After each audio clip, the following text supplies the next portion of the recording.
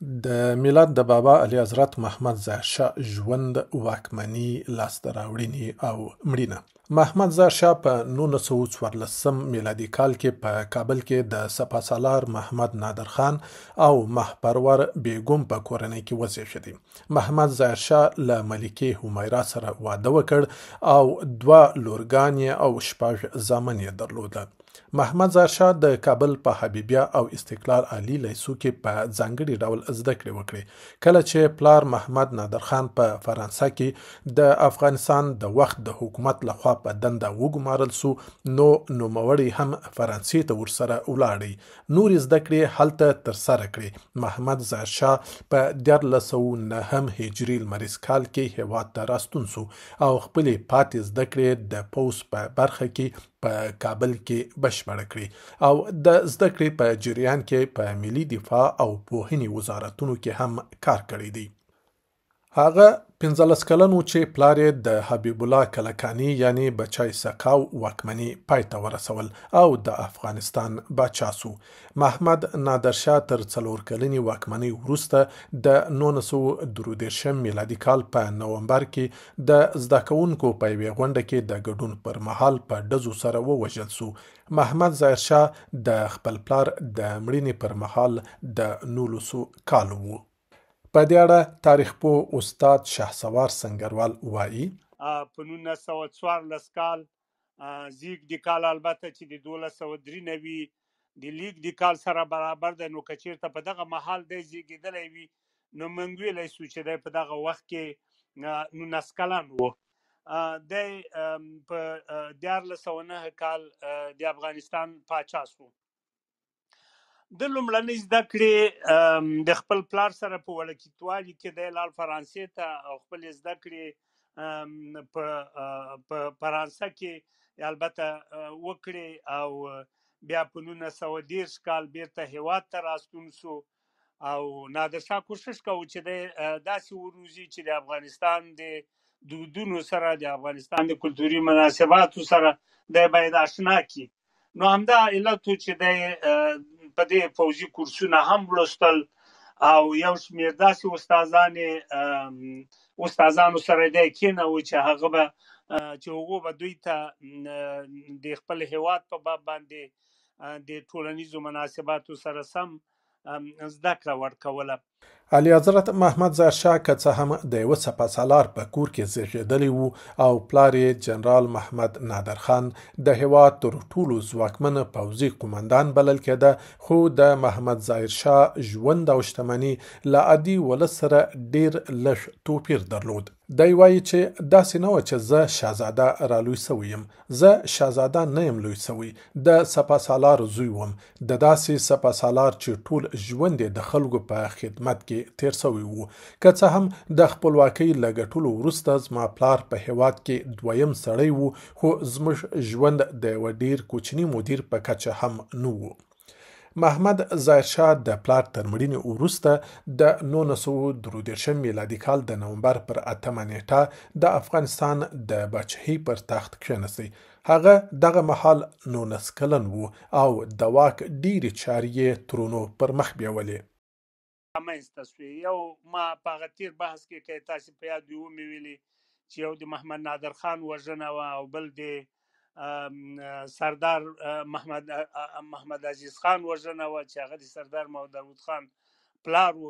دغه دوه وژنو سلطنتي کورنۍ ډیره دردولې وه او دا ویره یې درلودله چې نه چې داسې نورې پیښې یو د بل پسې راغبرګې نشي. شاه محمود خان بې دریغه پرته له ځنډه ډیر زر یوه غونډه راوبلله او دی د خپل ساکه ورور محمد نادر خان په ځای باندې خپل وراره محمد ظاهر خان پاچا کړ. هغه وخت کې چې کومه کابینه بیا هم د سردار محمد هاشم خان د صدارت لاندې چې کومه کابینه جوړه شوه، په دغه کابینه کې د دفاع یا د حرب وزیر په خپله سردار شاه محمود خان وټاکل سو، د بهرنیو چارو وزیر فیض مهد خان و، د کورنیو چارو وزیر محمد ګل خان و، د عدلیې وزیر فضل احمد مجددي و، د ښوونې روزنې وزیر احمد علي خان و، د سوداګري چارو وزیر یا د مالیې د وزارت کفیل میرزا محمد خان و، د پایدامي وزیر اعلی نواز خان و، د طب مستقل مدیر محمد اکبر او د پوست او تلګرام مستقل مدیر رحیم الله خان. تقریبا دا د سردار محمد اشرف خان د کابینې غړي وو چې د محمد ظاهر شاه د واک په مهال حکومت ته معرفي کړل. د اعلی حضرت محمد ظاهر شاه د واکمنۍ پر مهال افغانستان سوکاله او امن وو. د تیرو او راوروسته کلونو په څیر په افغانستان کې هیڅ جګړه نه وه. په دوهمه نړیواله جګړه کې د افغانستان بې پرېتوب وساته چې دا د افغانستان په ګټه تمام سو.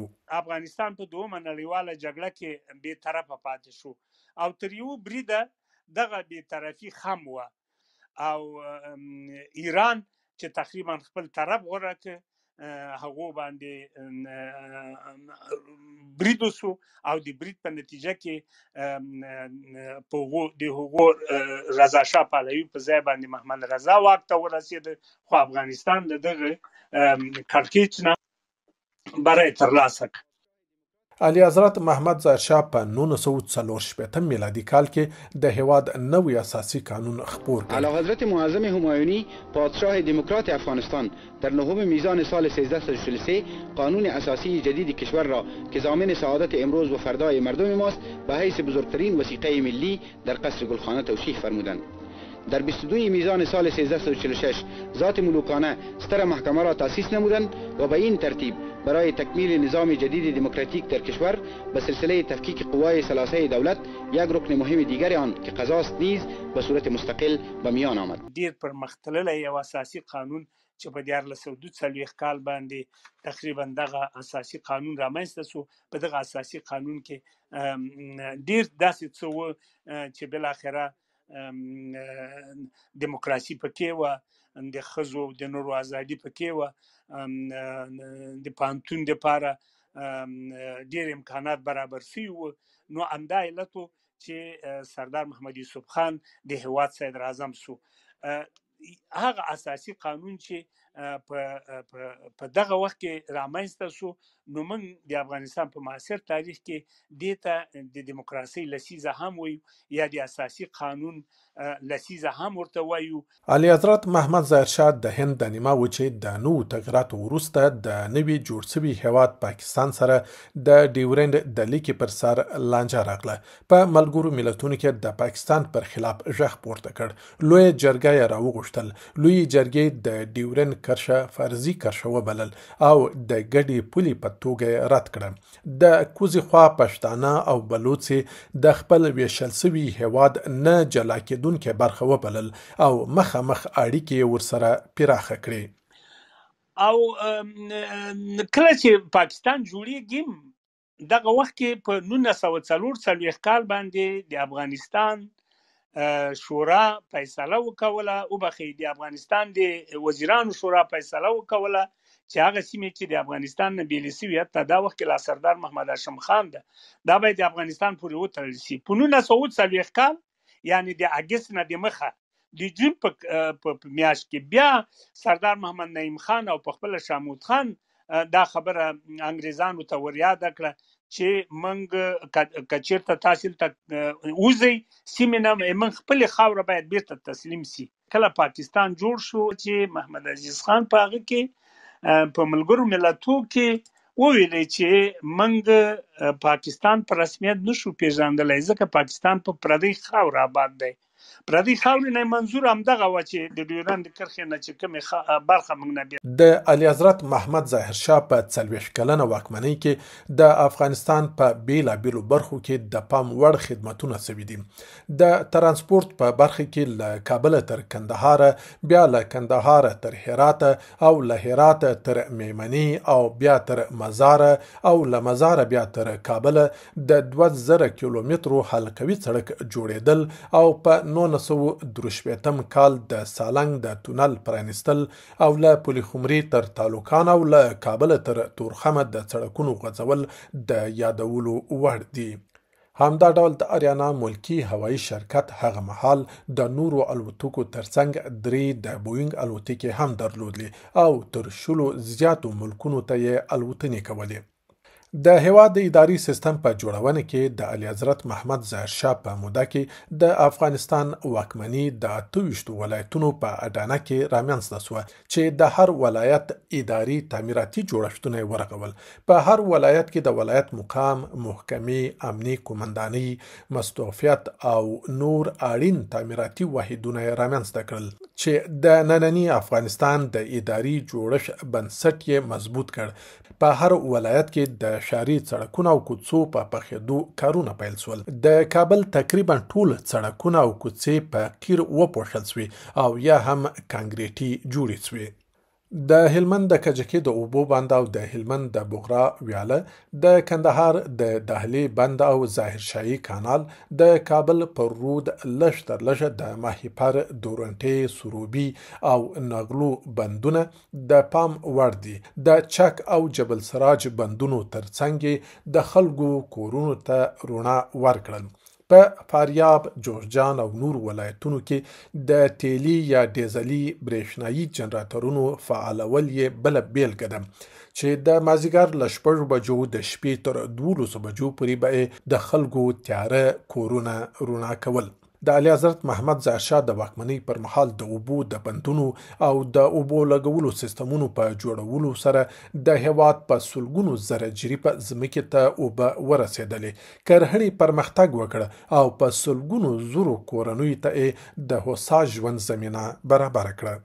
د اعلیحضرت محمد ظاهر شاه په وخت کې د برېښنا په تولید سره په هیواد کې لویې فابریکې جوړې شوې چې له هغې جملې څخه د هلمند د بوست فابریکه، د کندهار د نساجي فابریکه، د کندوز د سپین زر شرکت فابریکه، مزار شریف کې د کود برق فابریکه فعاله وه او په پولخمري کې افغاني سمنټ تولیدېدل او په لسګونو نورې وړې او لویې فابریکې جوړې شوې چې په زرګونو کسانو ته پکې د کار زمینه برابره شوې وه.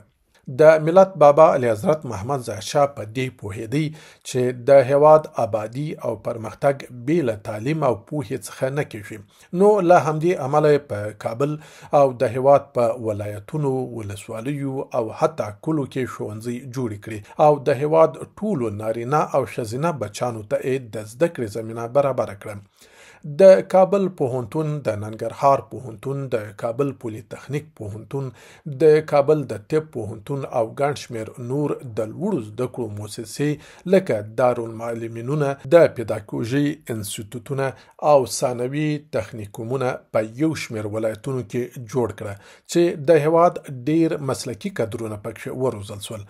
د میر غلام محمد غبار په حواله په هغه وخت کې په ټول افغانستان کې له 15,000 څخه تر 6,000 ښوونځي فعال وي او په بیلابیلو برخو کې ځوانان د لوړو زده کړو لپاره بهرنیو هیوادونو ته واستول چې هغوی په عصري زده کړو سمبال خپل هیواد ته راستانه او په خدمت پیل وکړ.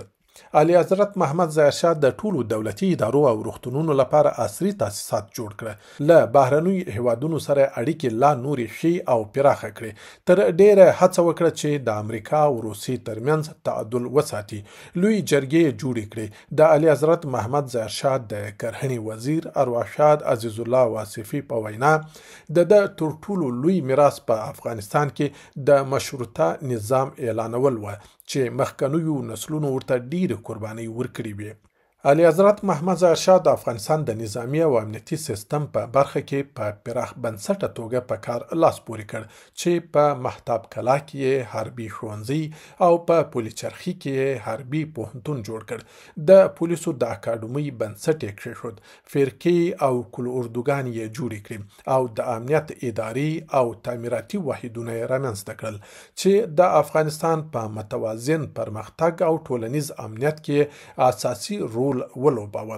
هوایي ځواک یې پیاوړی کړ او ګڼ شمېر الوتکې له بیلابیلو هیوادونو څخه هیواد ته راوستلې. د په وخت کې افغانستان هغه هیواد و چې په نړیواله کچه د عزت او نوم خاوند و او تر ډیره برخې پورې پر خپلو پښو ولاړ هیواد و. تجار په څنګ کې په اقتصادي لحاظ باندې ډیر پوه لوړ زده کړې هم کړې وي او د جرمنیانو سره، د ایټالویانو سره، د روسانو سره، تقریبا دغو هیوادونو سره نږدېوالی هم درلوده. د چې کله ملي بانک تاسیس کړ نو دغه وخت کې وبخښئ چې هغه ارقام مې په ذهن او فکر کې پاتې نه دی چې څونه دی، خو موږ دغومره پیسې ډالره درلودل چې تقریبا موږ کولی شو چې نړیوال په موږ باندې باور وکړي. خو د ظاهرشاه په وختو کې موږ دغومره قرض نه واخیستی چې بالاخره موږ د ځان قرضدار وبولو. ځکه یو شمېر څېړونکو داسې وایي چې افغانستان یوازینی هیواد و چې په ده باندې کوم هیواد قرض نه درلود. تاسو پوهېږئ چې افغانستان یو زراعتي هیواد دی، ولې تر ډېره بریده موږ خپل زراعتي عواید اکتفا درلوده. ولې تر یو بریده؟ ځکه چې کله د هلمند پروژه جوړه شوه او د هلمند پروژه تاسې پوهېږئ چې امریکایانو تمویلوله، نو هلته رښتیا هم چې موږ په زراعتي برخه کې یو څه پرمختګ وکړو. یا په کندوز په دغو سیمو کې چې ځینې شرکتونه جوړ شول، او یا فرضاً د هېواد په نورو سیمو کې یو شمېر نساجي فابریکې جوړې شوې یا د سمنټو جوړولو. دغه ډول تر یو بریده پورې موږ رښتیا خودکفا وو چې ځینې پروژې بیا تاسو په یاد دی چې جوړې کړې، فرضاً لکه د سالنګ پروژه یې جوړه کړه، د درونټې کانال یې ورغوه، د سیلو یې جوړه کړه، فرضاً که څه هم دا د قندهار او د کابل سړک امریکایانو جوړ کړ، او ځینې نورې پروژې فرضاً جرمنیانو جوړې کړې. د اوس په نسبت یا د دې نه لږ وړاندې په نسبت بیا هم د ظاهرشاه دوره ښه وه. د ملت بابا اعلی حضرت محمد ظاهرشاه په داسې حال کې هېواد ته د ستر خدمتونه ترسره کړه چې د باچایي دوره په کورني او نړیواله کچه له سختو سیاسي او اقتصادي کړکېچونو حالاتو سره مله وه.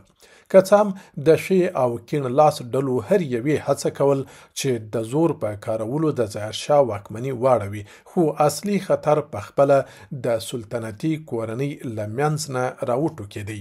کله چې اعلی حضرت محمد ظاهرشاه د خپلې درملنې لپاره ایټالیا ته په سفر ولاړی، نو د کاکا زوی سردار محمد داود خان پرې سپینه کودتا وکړه چې په دې سره د ظاهرشاه 40 کلنه واکمني پای ته ورسول او د 1352 کال د سرطان په میاشت کې باچا بې واکه اعلان کړ.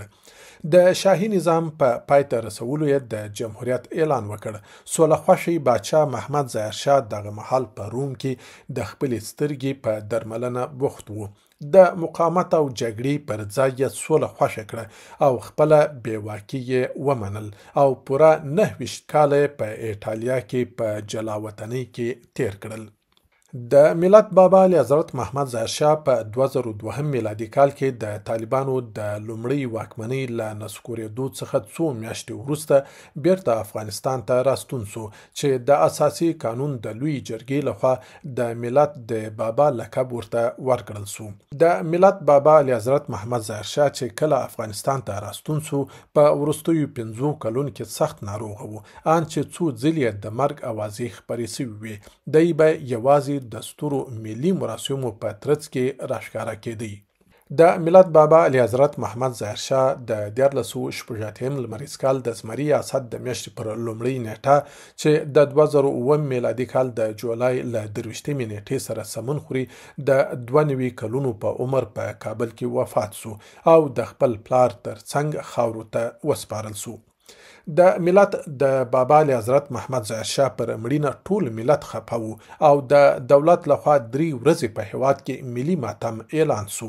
هغه وخت ولسمشر حمید کرزي لارښوونه وکړه چې د ملت د بابا د مړینې له امله به په دغو 3 ورځو کې په پلازمینه کابل، ولایتونو او بهر کې د افغانستان په نمایندګیو کې فاتحې اخیستل کیږي او د افغانستان بیرغ به نیم ځوړند وي.